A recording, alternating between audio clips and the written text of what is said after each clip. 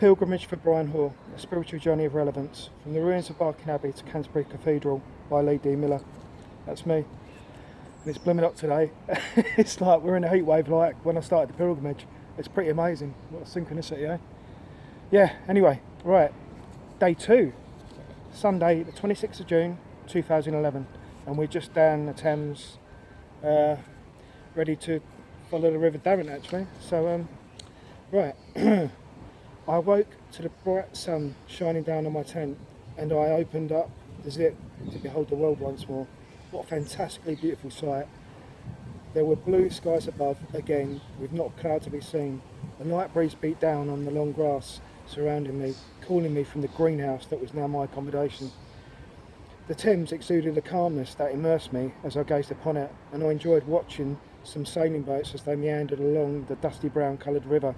What a truly special and exceptional morning, I thought. My next thought went immediately to that of my feet. How were they? That was the imminent question. I was eager to discover whether or not the treatment of the Savlon and of their being raised throughout the night had made any difference. They weren't throbbing anymore, so that was my first positive sign. I drew them up close to my body so that I could inspect them, and they didn't look too bad at all. They were still pink in most of the places that had taken the worst of the hammering, but the fluid in the blisters had drained away. The skin on the bottom of my heels, which concerned me the most, had turned to a dried out yellow, but around the edge of the former blister, the pink still remained. It gave me quite a tingling sensation when I touched it. I actually found it to be quite pleasurable and relaxing actually. It made me feel even more chilled than I already was. Was that possible? Of course it was, because I had yet to make my mandatory morning cup of tea. I assigned myself to setting up my mess burner in order to boil some water in my mess tin and began my morning routine. My feet actually felt quite well as I stood up, and my heels weren't giving me any trouble. In fact, they were continuing to give me the tingling and pleasurable sensation that I felt when I massaged and inspected them. Was this a good sign or not? I didn't care. I was just thankful that the agony was over, and was both amazed and impressed with the power of my recovery. As the water boiled, I dressed, washed and prepared my breakfast of muesli in my other mess tin. The timing of the completion of these tasks coincided exactly with the boiling of water. I'm good, aren't I? And the arrival of my Earl Grey cup of rosy lee. Perfect, I thought, and it really was. Sitting there on my own little part of England and watching the world go by while drinking me a cup of tea. As I sat, I saw little insects mingling in the blades of grass beside me and others flying around. I saw a small yacht sailing by on the river with the crew upon it clearly enjoying their sense of freedom on the water and in the clear morning sunshine. There were planes flying in the sky over and beyond the Rainer marshes, and I observed other people milling around Erith Yacht Club close by. A man walked along the footpath behind me, and looked at me as I sat there, chilled with my cup of tea in hand. I thought, bugger, I've been collared. But he just gave me a warm smile, which I returned and carried on walking. He actually gave me the impression that he wouldn't have half-minded sitting where I was and doing what I was doing himself. I finished my breakfast and finished my tea and decided to pack up camp. I'd indulged for too long and I had to get going. I attended to my feet by covering them again in Savlon and by placing plasters on the backs of my heels and around my little toes. I then carefully put my shoes back on. I dreaded the moment of truth as I stood up, and I took a couple of trial strides. My God, I thought then, it still fits, just as Steve Martin in my head. I couldn't believe it. I really couldn't. Of course they didn't feel perfect, far from it, but the only feeling I had was that of mild discomfort and not pain. Top draw, I'm back in the game, bang on, let's have it, I thought. Alright, to be honest with me now, what are you thinking at the moment? Are you in a camp of, good on you mate, keep going, or have you returned to the camp of, what a silly wally you really are, there's going to be trouble ahead, with a premonition of imminent disaster? Do you really need to know the answer to that question? Of course you don't, because the simple truth is that I've already answered it for you. The clue has already been given, and Steve Martin turning up in my thoughts at that point was really not a good omen. Yes, I was a silly Billy of a Wally, but delay your derision for just a moment, because I hadn't realised it myself yet. I started to pack up camp, beginning to roll up my sleeping bag and roll mat, then proceeded to disassemble my tent when a couple passed on the path, cycling towards Dartford, and were peering at me. Even from a short distance I was away from them, I could see quite clearly that they were giving me dirty looks. Charming, I thought, and then, well, if you've got something to say it. While returning their stare unapologetically, they both simultaneously turned and looked the other way, resuming on their bike ride to who knows where. Yeah, good morning to you too, I thought. I really felt bad energy of them, I feel that, and just go. I had a feeling they were thinking, he shouldn't be doing that.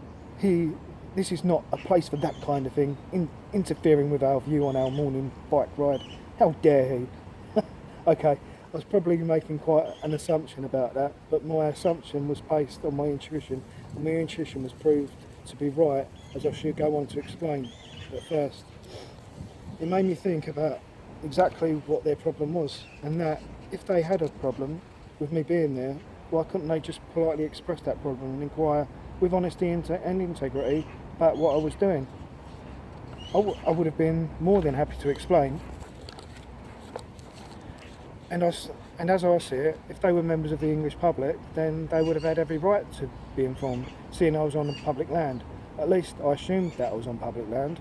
I knew most certainly I was on English land, and I had a pretty good idea that I was, in fact, English. I've got a tattoo and everything to prove that. It must be true. So why is it that an Englishman is no longer allowed, in the eyes of some, to sleep on his and in his own land? It made me wonder once again about Brian and his protest in Parliament Square. No matter what the authorities attempted to impose with their legal statutes in order to rid the country of an act of democracy, there appeared to be no law which prevented a peaceful man being on public land, his own land, by right of his birth, as long as he was creating no mischief and not disturbing the peace. In fact, a peaceful man has every right to do so. And that is a right which is one of the fundamental foundations of England's common law, the law of the land. Every man, woman and child has the right to exist in peace and without imposition or interference from anyone else, as long as their actions in life are not causing harm or are not mischievous in any way. Basically, you have a right to live and seek a livelihood, so long as your actions are bound in respect for the land and for your fellow man or woman. This is what I stand under, and what I understand is our common law.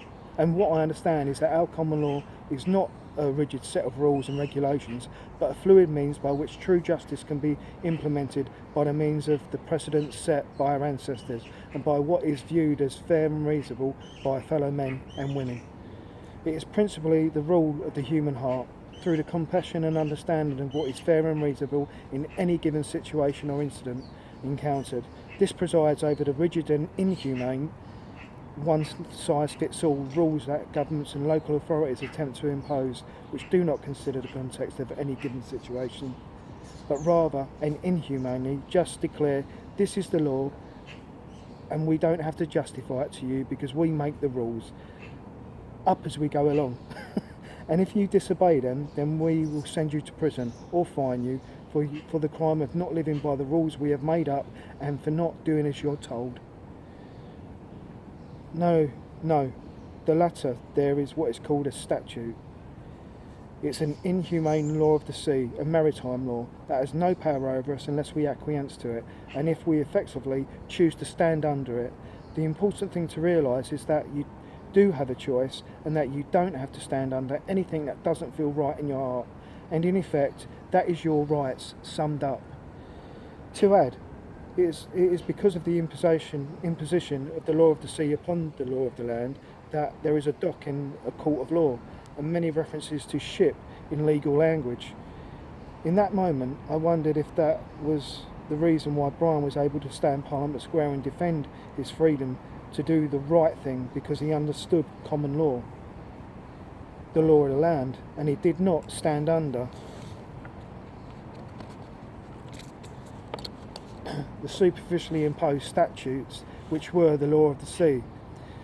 The fact is that we are all free men and women living on the land under common law. This is our right and we should not surrender it. I don't think Brian did. I finished packing everything into my backpack and surveyed the area. I had a carrier bag containing all of my rubbish, and I systematically scanned the vicinity I'd occupied for even the smallest piece of litter that I might have accidentally dropped or overlooked. I am meticulous like that. I really do like to leave a place exactly how I found it and take immense pride in doing so.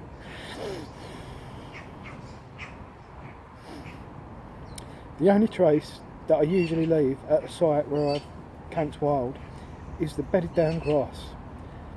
Well, I don't know why I'm getting emotional over this. It's really cute. Anyway, the only trace that I usually leave at a site where I've camped wild is the bedded down grass where my tent has been. And I always figured that will perk up and recover by the end of the day. Sometimes I even like to think that if you bring with you positive energy, then you may even enhance the site at which you have stayed. I raised my pack from the ground and fastened it to my back, taking one last look at the beautiful scene, and turned to climb up the small grass embankment onto the path once more. I noticed that my feet were feeling amazingly good. It's a miracle, I thought to myself, and then considered that I may not have to phone my mum for a rescue mission after all, as it appeared that I might be able to walk all the way to Canterbury in my kibbutz shoes anyway. I felt quite positive about this development and began walking with a spring in my step.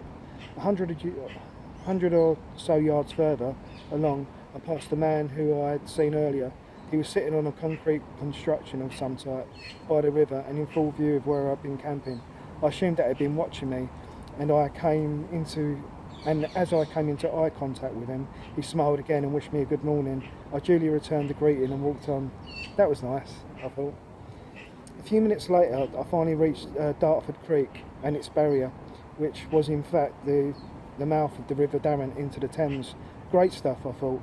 I looked further down river to take in the view, and I observed the traffic flowing over Dartford Bridge in the distance. It was quite a milestone, and I felt like I was now on the second leg of my journey, the River Darren all the way to the Pilgrim's Way at Otford.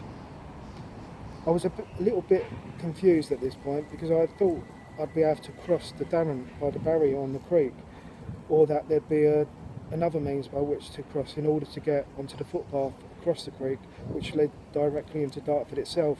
Alas, I had no such luck and saw from the map that I was going to have to take a path which went on a long diversion bearing away from Dartford. I would then have to follow the main road back towards Dartford, after which I said my buggers and reluctantly pursued this longer route. Lucky my feet are okay, I thought, and continued. I was then presented with a gate across the path, and the couple on the bikes who I'd also seen earlier were coming back the other way. I immediately thought that this was a good chance to put my assumptions to bed, and as they slowed down to go through the gate, I allowed them unrestricted access while saying in my politest voice and with a smile, "Good morning." You know what they did? They completely blanked me, and just so I knew that it wasn't possible for them to have not heard me, I repeated, "Good morning," just a touch louder. Do you know what they did this time? They both gave me an extremely dirty look and then rode off into the distance. What a pair of awful and ignorant people they really were, I thought. And then I chose to forget all about them, pair of plonkers.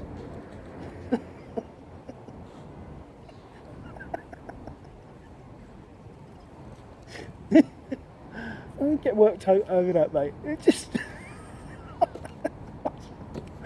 oh, dear. Speaking of which, I was just at the point of beginning to notice that my feet were not quite as well healed as I'd early concluded, and the very first sign of pain was beginning to manifest itself once more. I continued to walk on with increasing concern as I persevered, and then noticed on the other side of the river a lot of noise coming from engines revving, and then all of a sudden I saw a bunch of scrambler bikes flying into the air. My God, I thought, I was right last night. It was a motocross track nearby that those youngsters could have been using, those cheeky little bastards. And then the thought came, well, probably wasn't open at that time in the evening. No, I'm done. It was a strange thing to briefly watch from my position though. You couldn't actually see the track itself, but just these bikes jumping into the air after they'd negotiated the ramps. It was pretty cool to watch and seemed like a lot of fun. At that point, along the path, I was about 45 minutes to an hour's walk away from the middle of Dartford town centre. The thing was, however, it never took me that long to reach there. It never took me anywhere near that long to reach there. In fact, because from that moment on, my feet descended into abysmal agony, and I went on to experience the worst continuous pain I've ever encountered in all of my life. Within 10 minutes, my feet, from a position of feeling reasonably comfortable, descended into acute and excruciating pain, to a point where I could only take a few steps at a time and had to keep resting. The damage happened so quickly, and it felt as if my feet had been suddenly ripped to shreds. There was no way to alleviate the pain and no chance of rescue. I thought this was game over, well and truly, but I had to get to Dartford regardless. There was nothing else I could do except to keep going. I had no choice, and I thought about nothing else along this section of my pilgrimage apart from finding a bin for my rubbish, getting to Dartford and making a phone call to my mum. I felt no misery during this period, or even any loss of motivation. I didn't need to give myself a beasting. It just wasn't necessary. I was on autopilot and I felt completely numb. It took me almost 2.5 hours to reach Dartford town centre, and it was at that time, and it was a time I prefer to forget.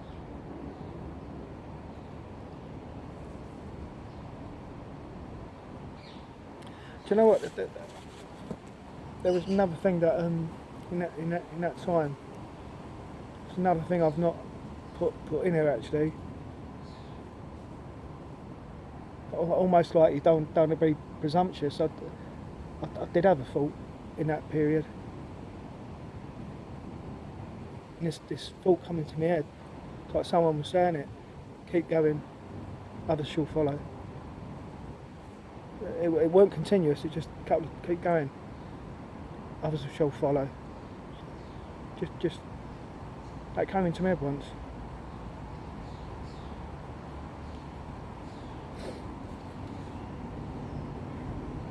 Yeah, I've not shared that. Anyway, I arrived by the side of the railway hotel at Dartford train station by about 12:30 p.m. It was mentally hot by this time, absolutely mentally hot. You know, hot enough to drive you mental. I was sweating buckets like I am now. I was sweating buckets, and the last effort to get up the small hill that the station resided upon really took it out of me. The sweat was not only dripping from my brow, but it was dripping from the ends of my fingertips.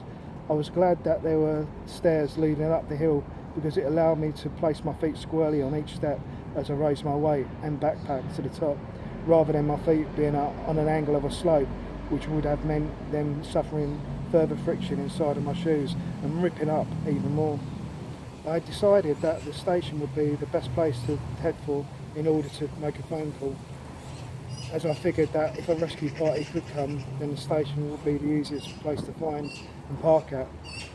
I found a phone box, dumped my backpack from my shoulders and drank the remaining drops of water I had left. I withdrew some coins from my pocket and pressed the numbers on the dial.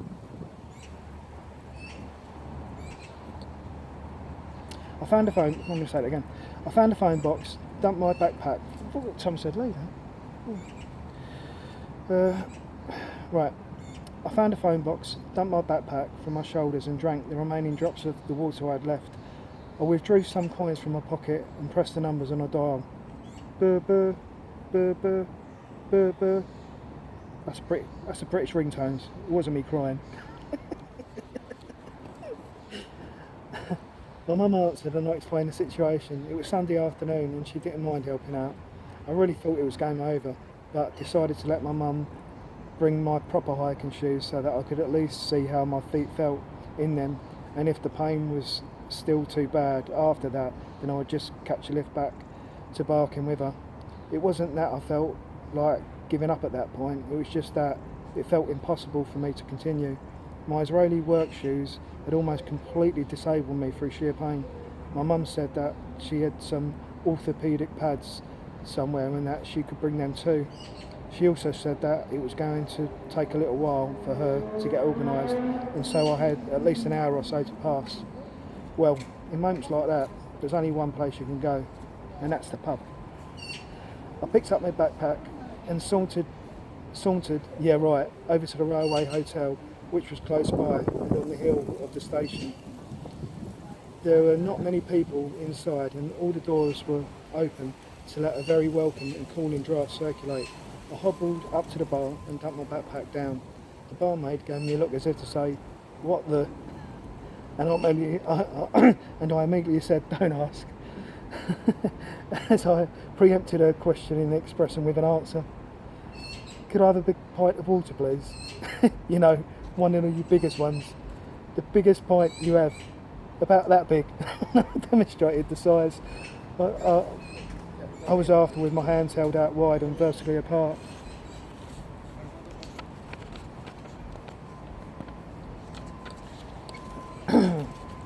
She smiled and I continued, and then she smiled and I continued, and then can I have a proper pint, one that's extremely cold? She laughed and then went on to pour me the drinks without further ado. I usually like to drink a fine English ale when I go into a pub, but today was just too hot for that, and so I opted for lager. They had a big screen in the pub too. I remembered that the Formula 1 was on today. It was almost 1 o'clock, and so I asked if it was possible for the race to be put on the large screen. The barmaid happily obliged and switched off the music in order to fulfil my request. Top drawer, I thought. That was nice of her, and it'll keep me entertained for the next couple of hours. The railway hotel had the feel of a city pub about it, and I was already collecting a few peculiar stares from one or two of the locals present. I don't think pilgrims were very regular there, so it was nice to be able to have the excuse of some sport to watch, rather than to be sitting on my own, twiddling my thumbs and looking even more conspicuous. I collected my drinks, expressed my gratitude, and then found a nice table to sit at. Oh mate, I thought to myself, what a morning. I really needed to take my shoes off, and city pub or not, I just did it. I pulled back my socks to inspect my feet, and they were red raw and blistering, though once again there were no breakages in the skin. How lucky was that? I thought that maybe I wasn't out of the game just yet, and I was interested to see what my feet would feel like in my hiking shoes. I sat back, relaxed, and waited for the Grand Prix to start. I actually felt quite comfortable sitting there, and a couple of laps after go, go, go, my mind started to wander. It was quite nice and peaceful just sitting over a beer. It was okay too, because the great thing with Formula 1 these days is as long as you see the beginning and the end of the race, you've pretty much seen it all. So I didn't feel like I was missing out on anything as my mind drifted away. Just before the race came to its conclusion, my angel appeared through the pub door. I waved her over and was pleased to see her. She had my hiking shoes and also the orthopaedic sticky foot pads she spoke about. She explained after exchanging the shoes. "Here's those pads too," she said while handing them to me. "Oh mum, you shouldn't have. What are they?" I asked, looking at the box inquisitively. "They're the orthopaedic pads I said about. My shoe was rubbing about 6 weeks ago and I got them by mistake. I thought they were corn pads," she explained. "What's the difference?" I asked. "These ones you can cut to the size you want." "Oh, and I've got 2 boxes." My mum said while materialising another box from the bag. "What?" Why did you buy 2 boxes? I said, genuinely thinking she was a muppet.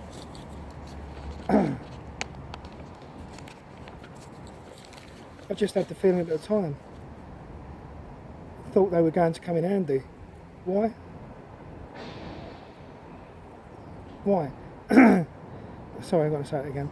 I just had the feeling at the time. Thought they were going to come in handy. Why? Do you know? Why? Do you want me to take one back then? She said jokingly. I'm going to say that I've got that completely wrong. Right. One last time. Right. So my mum said, I just had the feeling at the time. Thought they were going to come in handy. Why? Do you want me to take one back then? She said jokingly. No, I said very quickly. You absolute diamond, Mum. What are the odds? I took the pads out of the box and had a look at them. They were perfect. They were absolutely perfect and exactly what I needed in that moment. They were extremely thick and very soft pads, which you could literally cut to the shape and then stick to the sole of your feet exactly where you wanted them to be. I wouldn't have even thought about getting something like that. In fact, I didn't know something like that even existed.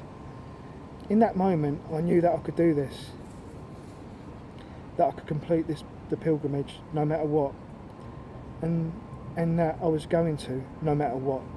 I looked at my mum and thought, you angel, you absolutely beautiful angel.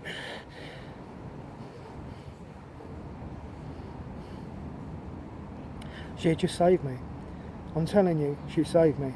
And if it wasn't for having that intuition 6 weeks before, then this pilgrimage that you are reading about right now, or I'm reading to you right now, would never have been finished. It was that significant.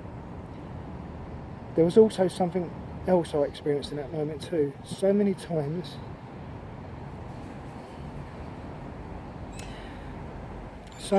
in my life I felt completely alone. So many times I've been in situations where I was trying to do the right thing, but was surrounded by people without understanding who were attempting to bring me down, trying to topple me and kick my legs from under me. And it's a tough fight when you feel isolated and alone. You get through it, you stand after being knocked down, and you continue your attempts to do the right thing, no matter what. But it's hard, it's heartbreaking at times, and it's difficult. At least I found it to be difficult, I won't lie. But this was one of those rare and inspiring moments when I felt support from someone who understood, someone who not only wanted me to succeed, but was willing me to. And that feeling was even more powerful because it was from the person who had stood by me in life more than any other, and it was from the person I loved the most.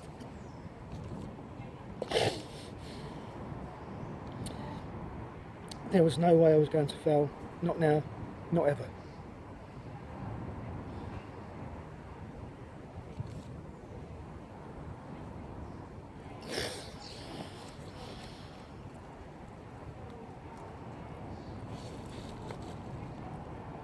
My mum changed the direction of my life in that moment. That's what love can do. Do you want a drink, Mum? I asked. No, I've got to get back. Dave's outside in a car and he's been busy in the garden, she explained. I thanked my mum profusely and we said our goodbyes again before she went to rejoin her partner in the car and head back to Barking. There were a few laps of the Grand Prix left and it was still far too hot outside to even consider moving on yet. There was only one thing for it, another pint of beer. And so I headed back to the bar in my socks for a pint of water, closely followed by an ice cold pint of pig's ear. Life's not such a bad thing after all. The race had ended, the hottest part of the day had passed, and so I felt that it was time for me to start making tracks again. I got out my Swiss Army knife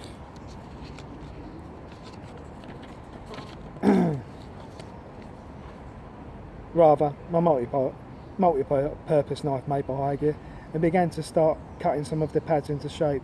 I was in the middle of the pub, but what could I do? People just had to deal with it. The orthopaedic pad was too thick for my multi-purpose knife scissors to cut through, so I attempted to slice through it with the knife itself. This was proving to be very difficult too. Blimey, these pads are quite good quality, I thought.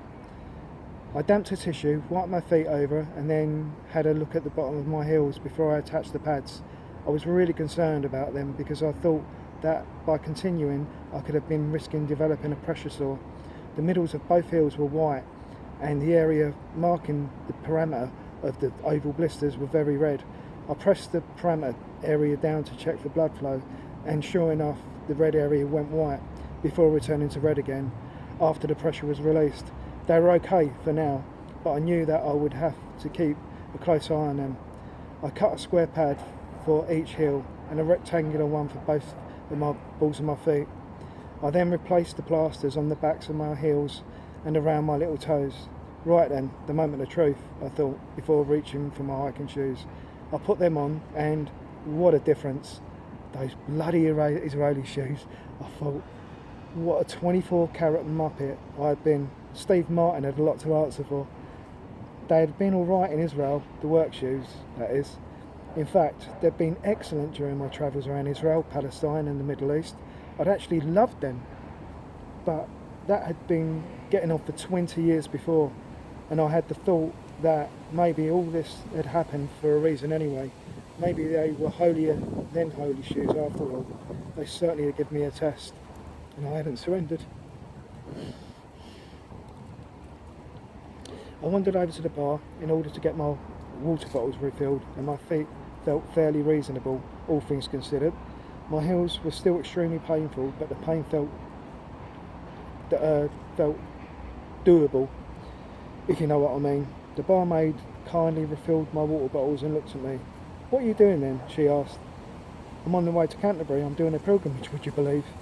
I replied. "In this heat? Are you mad?" She exclaimed. "I think I am.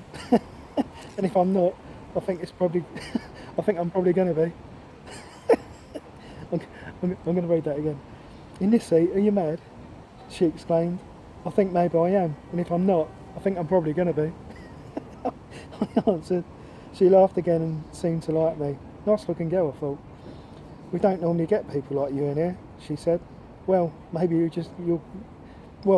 get some more sometime," was all I could think to reply.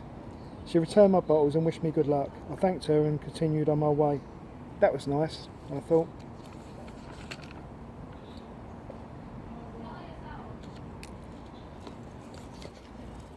Right.